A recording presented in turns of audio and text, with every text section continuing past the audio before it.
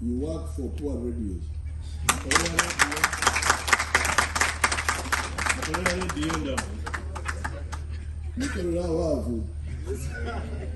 Now, when you work for Abavu, you are not well paid. So now you start telling lies. That if you tell lies, you can get some money from some, I don't know. You are now mercenaries. That if you can tell lies about somebody, after they get even paid, that you 1 week, a bad story about himself and I will pay you.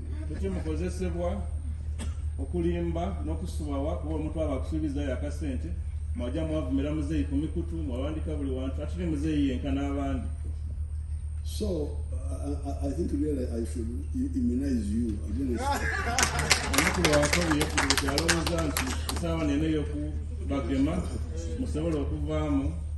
and I'm thinking of, because we are creating circles for all these groups, why not a circle for all these fellows?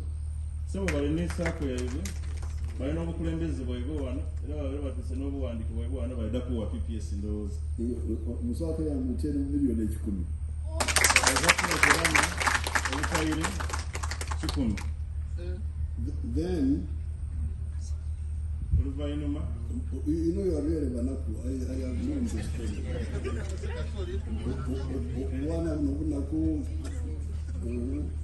Now you have a problem of transport. And I have made it standard that because the zones are 18.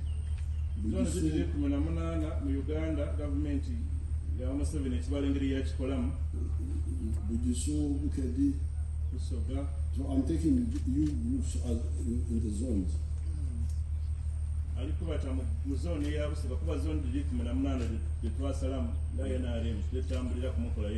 So I know I have not been giving one minibus or what do I give them?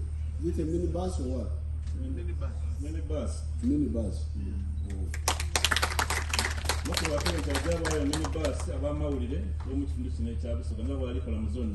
So that your circle can, if you want to move around, it can help you to move around.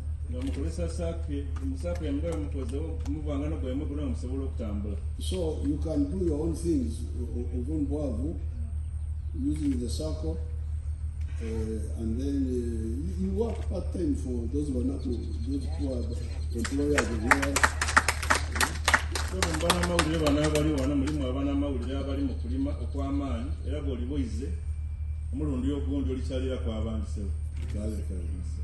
So we don't want poor people in the media.